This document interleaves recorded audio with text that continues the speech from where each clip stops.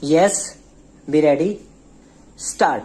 The plaintiffs claim that the Indian defendant number 2 company is under the control of wrongdoers. Full stop. They further claim that defendant numbers 8 to 10 were in active collusion with defendant numbers 3 to 7 and that they have joined hands to deprive defendant number 2 of its beneficial interest in the suit shares, namely 6% of shares of the Indian company. Full stop. The plaintiffs have further stated that they came to know from newspaper reports that the equity of defendant number 1 was to be sold to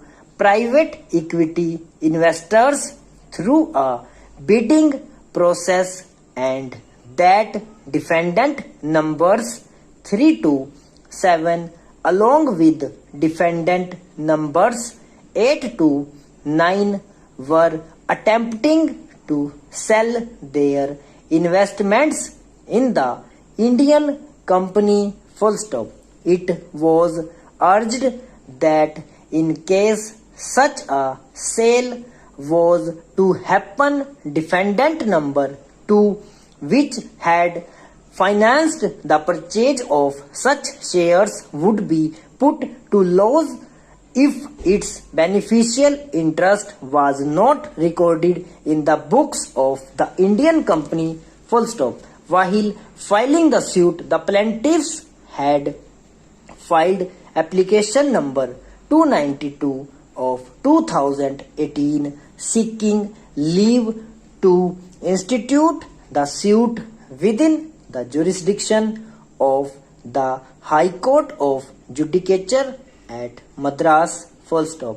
In the affidavit filed in support of that application, the plaintiffs had stated that they had sought a declaration that defendant number 2 had a beneficial interest over 6% of the shares of the Indian company.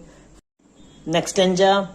However, the shares might be alienated. Full stop. It was further stated that substantial part of cause of action arose within the jurisdiction of the court where the registered office of the first defendant was located and where it carried on business. Full stop. Further, the entire subject matter of the suit was the shares of the Indian company which are held by defendant numbers 3 to 7 and that defendant numbers 3, 5, 6 and 7 normally reside in Chennai. Full stop. It was further stated that the correspondences between the plaintiff number 2 and the Indian company through defendant number 10 also took place in Chennai. Full stop. Claiming on this basis that substantial part of cause of action arose within the jurisdiction of the High Court, leave to institute the suit was sought. Full stop. The single judge court granted leave. Full stop.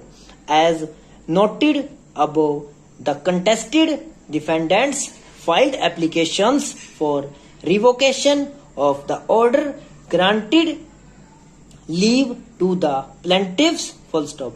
The Indian company in the affidavit filed in support of A number 1387 of 2018. Full stop. Next stanza.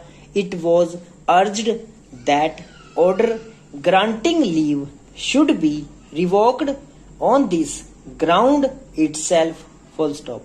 It was further stated that there are no disputes with respect to the ownership or management or shareholding of the Indian company, full stop.